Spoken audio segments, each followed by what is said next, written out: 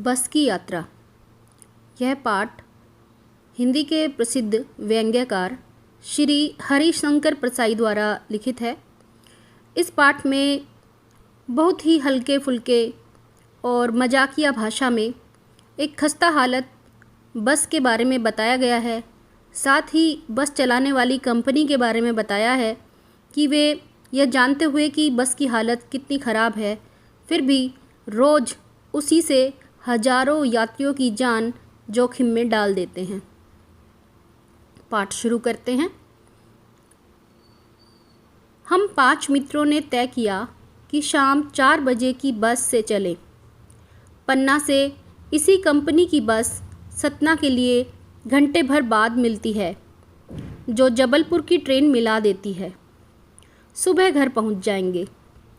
हम में से 2 को सुबह काम पर हाजिर होना था, इसीलिए वापसी का यही रास्ता अपनाना ज़रूरी था। लोगों ने सलाह दी कि समझदार आदमी इस शाम वाली बस से सफ़र नहीं करते। क्या रास्ते में डाकू मिलते हैं? नहीं, बस डाकिन है। बस को देखा तो श्रद्धा उमड़ पड़ी। खूब वयोवृद्ध थी, सदियों के अनुभव के निशान लिए हुए थी। लोग इसलिए इससे सफ़र नहीं करना चाहते कि वृद्धावस्था में इसे कष्ट होगा। यह बस पूजा के योग्य थी, उस पर सवार कैसे हुआ जा सकता है? बस कंपनी के एक हिस्सेदार भी उसी बस से जा रहे थे। हमने उनसे पूछा, यह बस चलती भी है? वह बोले, चलती क्यों नहीं जी, अभी चलेगी। हमने कहा, वही तो हम देखना चाहते हैं। अपने आप चलती है यह? हाँ जी, और कैसे चलेगी?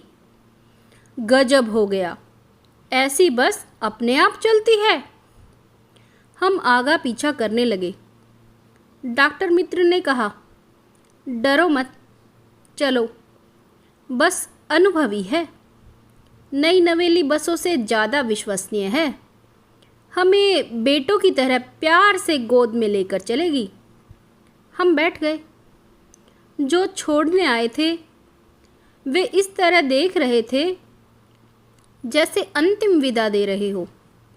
उनकी आंखें कह रही थी, आना जाना तो लगा ही रहता है, आया है सो जाएगा, राजा रंक फकीर। आदमी को कूच करने के लिए एक निमित्त चाहिए। इंजन सचमुच स्टार्ट हो गया, ऐसा जैसे सारी बस ही इंजन है और हम इंजन के भीतर बैठे हैं। कांच बहुत कम बचे थे, जो बचे थे उनसे हमें बचना था। हम फौरन खिड़की से दूर सरक लिए। इंजन चल रहा था, हमें लग रहा था कि हमारी सीट के नीचे इंजन है। बस सचमुच चल पड़ी और हमें लगा यह गांधी जी के असहयोग और सविनय अवज्ञा आंदोलन के वक्त अवश्य जवान रही होगी। उसे ट्रेनिंग मिल चुकी थी। हर हिस्सा दूसरे से असहयोग कर रहा था। पूरी बस सविनय अवज्ञा के दौर से गुजर रही थी। सीट का बॉडी से असहयोग चल रहा था। कभी लगता सीट बॉडी को छोड़कर आगे निकल गई है, कभी लगता सीट को छोड़कर बॉडी आगे भागी जा रही है। 8-10 मील चलने पर सारे भेदभाव मिट गए। यह समझ ही नहीं आता था कि सीट पर हम बैठे हैं या सीट हम पर बैठी है। एकाएक बस रुक गई। मालूम हुआ कि पेट्रोल की टंकी में छेद हो गया है। ड्राइवर ने बाल्टी में पेट्रोल निकालकर उसे बगल में रखा और नली डालकर इंजन में भेजने लगा। अब मैं उम्मीद कर रहा था कि थोड़ी देर बाद बस कंपनी के हिस्सेदार इंजन को निकालकर गोद में रख लेंगे और उसे नली से पेट्रोल पिलाएंगे, जैसे माँ बच्चे के मुंह में दूध की शीशी लगाती है। बस की रफ्तार अब 15-20 मील हो गई थी। मुझे उसके किसी हिस्से पर भरोसा नहीं था। ब्रेक फेल हो सकता है, स्टीयरिंग टूट सकता है। प्रकृति के दृश्य बहुत लुभावने थे।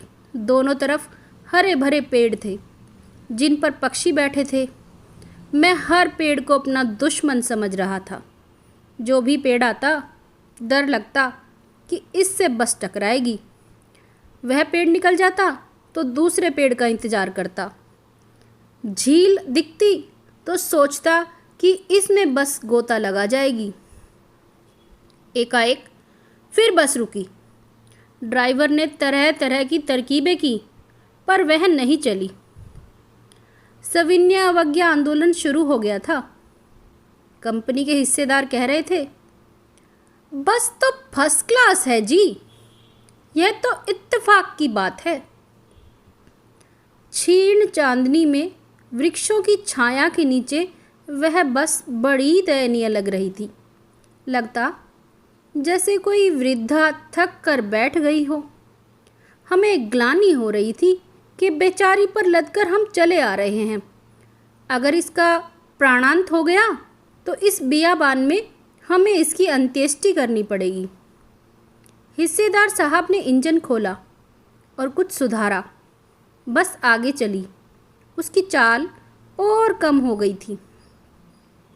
धीरे धीरे वृद्धा की आंखों की ज्योति जाने लगी। चांदनी में रास्ता टटोल कर वह रेंग रही थी। आगे या पीछे से कोई गाड़ी आती दिखती तो वह एकदम किनारे खड़ी हो जाती और कहती, निकल जाओ बेटी, अपनी तो वह उम्र ही नहीं रही।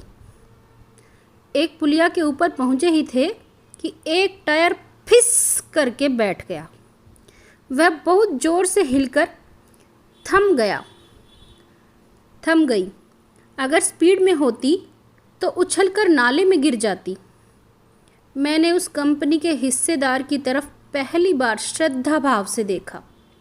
वह टायरों की हालत जानते हैं, फिर भी जान हथेली पर लेकर इसी बस से सफ़र कर रहे हैं। उत्सर्ग की ऐसी भावना दुर्लभ है। सोचा, इस आदमी के साहस और बलिदान भावना का सही उपयोग नहीं हो रहा है। इसे तो किसी क्रांतिकारी आंदोलन का नेता होना चाहिए। अगर बस नाले में गिर पड़ती और हम सब मर जाते तो देवता बाहें पसारे उसका इंतजार करते, कहते, वह महान आदमी आ रहा है जिसने एक टायर के लिए प्राण दे दिए, मर गया पर टायर नहीं बदला। दूसरा घिसा टायर लगाकर बस फिर चली। अब हमने वक्त पर पन्ना पहुंचने की उम्मीद छोड़ दी थी। पन्ना कभी भी पहुंचने की उम्मीद छोड़ दी थी। पन्ना क्या, कहीं भी कभी भी पहुंचने की उम्मीद छोड़ दी थी। लगता था जिंदगी इसी बस में गुजारनी है और इससे सीधे उस लोक को प्रयाण कर जाना है। इस पृथ्वी पर उसकी कोई मंजिल नहीं है। हमारी बेताबी, तनाव खत्म हो गए। हम बड़े इत्मीनान से घर की तरफ बैठ गए। चिंता जाती रही